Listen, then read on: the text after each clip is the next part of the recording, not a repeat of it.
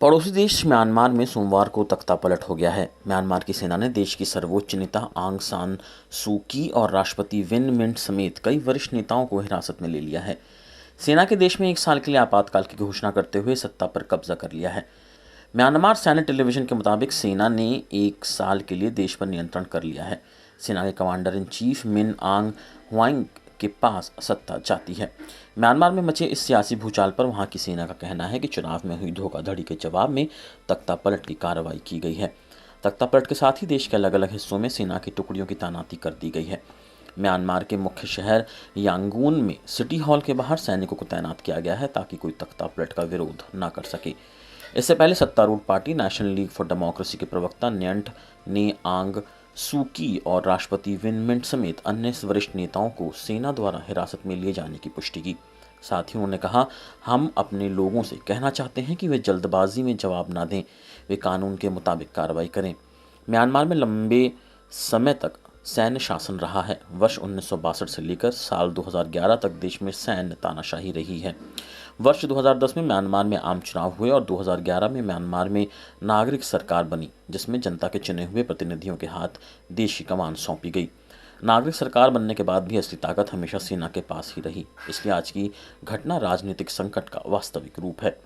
भारत ने म्यांमार के राजनीतिक घटनाक्रम पर चिंता जताई है। भारतीय विदेश मंत्रालय ने कहा कि म्यांमार के घटनाक्रम से वे बेहद चिंतित हैं। भारत हमेशा से म्यांमार में लोकतंत्र प्रक्रिया के समर्थन में रहा है। हमारा मानना है कि देश में कानून और लोकतंत्र प्रक्रिया को बरकरार रखा जाए। म्यांमार की स्थिति पर करीब से नज़र रख रहे हैं। भारत के अलावा अमेरिका और ऑस्ट्रेलिया समेत कई देशों ने तख्तापलट पर चिंता जताई है। साथ ही म्यांमार की सेना से कानून का सम्मान करने की अपील की है। व्हाइट हाउस की प्रवक्ता जेन साकी ने कहा कि म्यांमार की सेना ने देश की सर्वोच्च नेता आंग सान सू की और अन्य वरिष्ठ नागरिकों को गिरफ्तार कर देश की लोकतांत्रिक प्रक्रिया को खत्म करने का कदम उठाया है।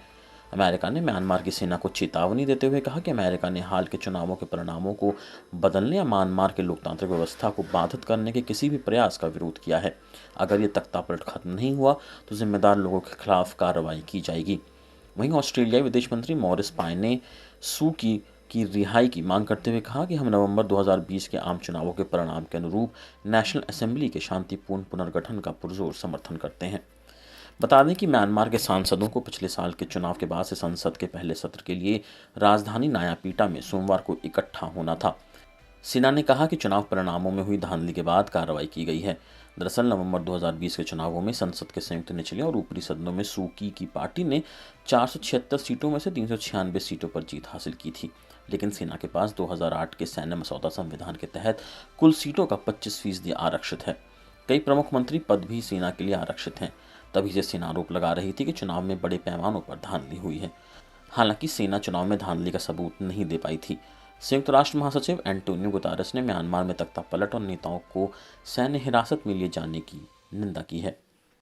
कैसा लगा ये वीडियो हमें कमेंट सेक्शन में जरूर बताएं और अगर ये वीडियो पसंद आया हो तो इसे लाइक और शेयर भी करें और हमारे channel Asia net news Hindi को सब्सक्राइब करना ना भूलें और इसके नोटिफिकेशन पाने के लिए बेल आइकन को जरूर दबाएं।